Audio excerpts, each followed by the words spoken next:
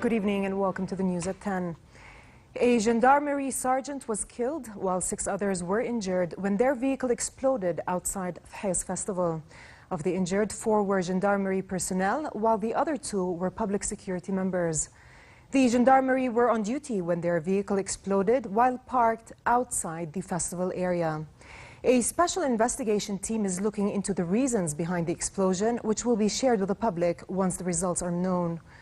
The Interior Minister and the directors of the Public Security, Civil Defense and Gendarmerie's departments later appeared at the scene of the incident. His Majesty King Abdullah congratulated students who passed the Tawjihi General Secondary Education Certificate examination following this morning's announcement of results. On his Twitter account, the King addressed students saying, "With your effort, determination and hard work, the nation continues its development," adding his best wishes to them in the next stages and steps. Minister of Education Azmi Mahafdha announced the results of the 2018 Tawjihi summer session, saying the passing rates were good and realistic.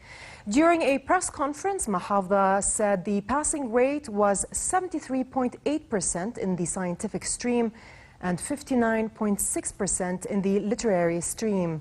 He said out of the close to 146,000 students who had registered for the session, around 113,500 sat for the exam. Outstanding students' names were also announced. Batul Sabah from Irbid achieved 99.4 in the scientific stream, and Naba Omar from Guesme achieved 99.7 in the literary stream.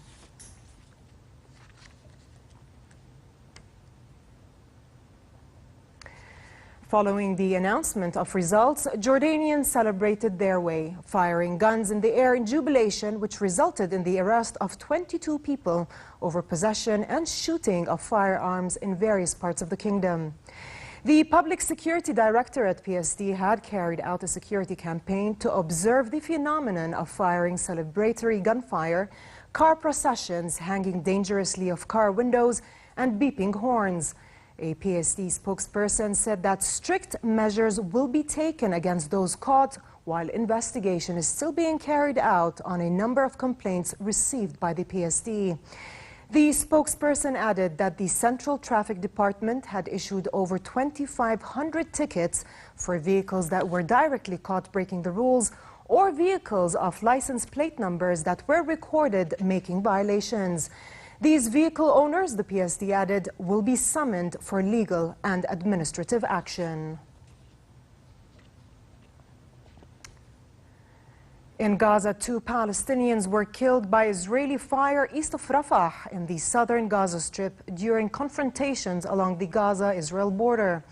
A Palestinian Health Ministry spokesperson said a paramedic who was identified as Abdullah al-Qatati was shot in the chest east of Rafah, while the second man was identified as 55-year-old Ali Saeed al-Alul.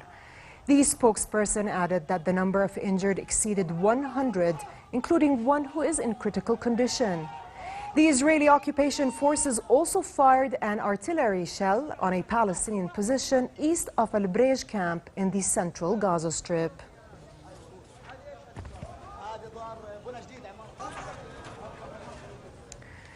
The Arab coalition said it will investigate yesterday's airstrike that hit a bus with children, killing dozens in Sa'da.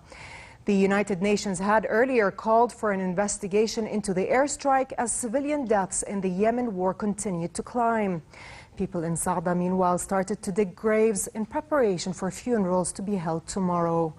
Yemen is the poorest country in the Arabian Peninsula, and the United Nations says the war has created the world's most urgent humanitarian disaster, with millions of people totally dependent on aid and at risk of famine if supply lines are cut.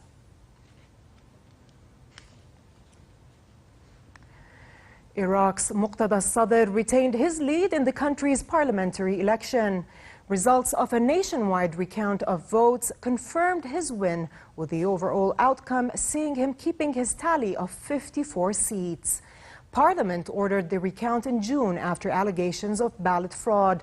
And today's result positions Sadr to play a central role in forming the country's next government. But the winning parties are still embroiled in negotiations over forming the new governing coalition 3 months after the vote with no sign of an agreement.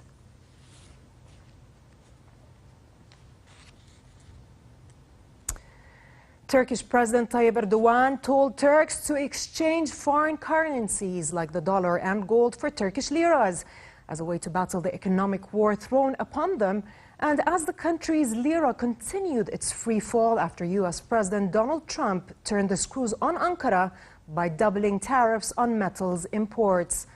Turkey's currency plummeted more than 18% at one point today as worries about Erdogan's influence over monetary policy and worsening U.S. relations snowballed into a market panic.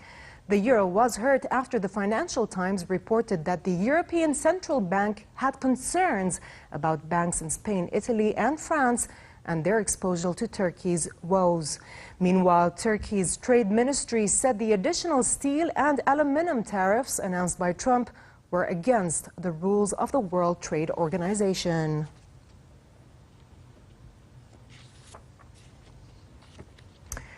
In sports, world number 1 Rafael Nadal of Spain fought off a spirited challenge from Switzerland's Stan Wawrinka to reach the Rogers Cup quarterfinals with a 7-5, 7-6 victory in Toronto. Wawrinka, who has slipped to 195 in the world rankings after a series of injuries, held on in the first set until Nadal broke in the 12th game to take the set.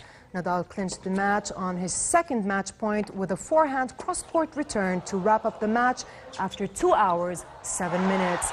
Nadal will face Croatian Marin Cilic in the last of the quarterfinals tonight. Game, set the match, Nadal. This is stood up, 7-5,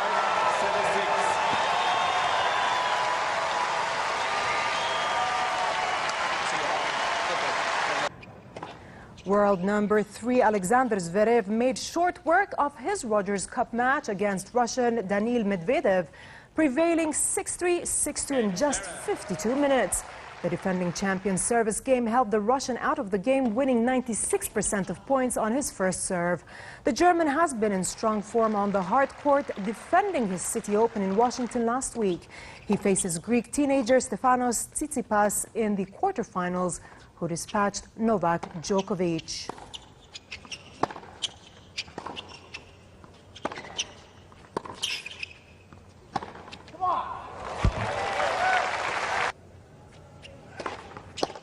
Game, set and match, Zverev. 2 sets to love, 6-3, 6. And finally, the weather outlook. It will be fair tonight across the kingdom, while summery weather continues tomorrow as temperatures remain near to above seasonal normal. The Jordan Valley, Dead Sea and Aqaba will have hot weather. Amman's daytime highs will reach 34 degrees and lows of 21 at night, while temperatures in Aqaba will reach 41 during the day and drop down to 28 at night. With this, we come to the end of tonight's news. I'm Dana Abusham. Thanks for watching and have a good night.